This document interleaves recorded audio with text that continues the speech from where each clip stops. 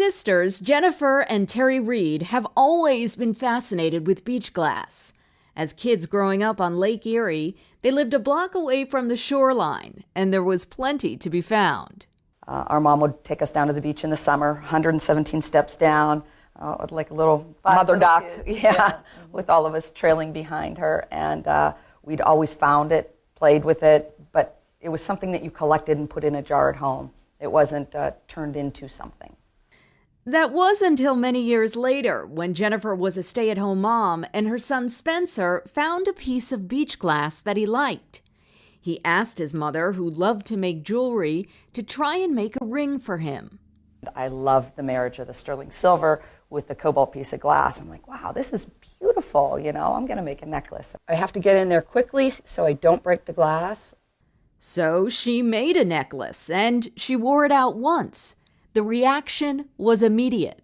I wore it out one time, and somebody said, oh my gosh, that's sea glass. Where did you get it? I want 5.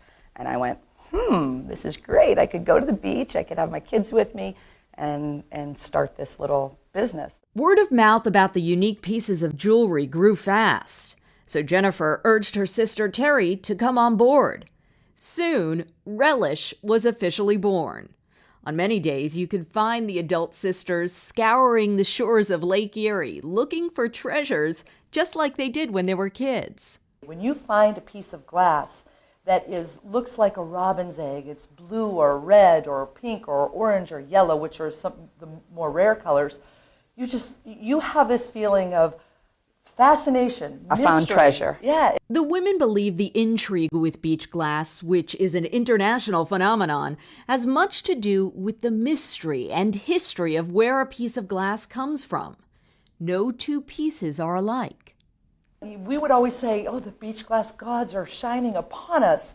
Where did it come from? Who owned it? Did it go down in a ship? Before the days of garbage pickup, people would row their garbage out into the lake and dump it. So while in some cases you may end up with the remnants of an old beer bottle or jar tossed around in the sand and surf, you can also end up with a serious piece of history. And yes, we found marbles on the shoreline. The story behind the marbles is they were used as ballast in the shipping industry.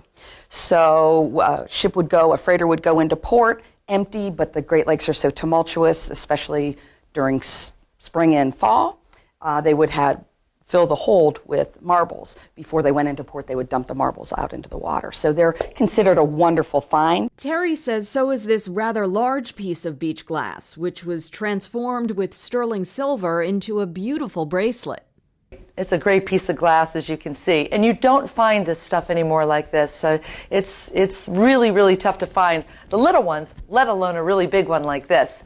The ladies of Relish, who consider themselves more artists than business people, say they found their business footing after plenty of support and encouragement along the way, especially from the local Athena PowerLink program, which supports and develops female-owned businesses. Of course, nothing beats the link these two business owners have with each other. It's a great thing to have a sister that you get along with so well. And of course, we don't get along all the time, like she said, but then you just walk away. You take a little downtime. And that would be with anybody. You just tell her to straighten up.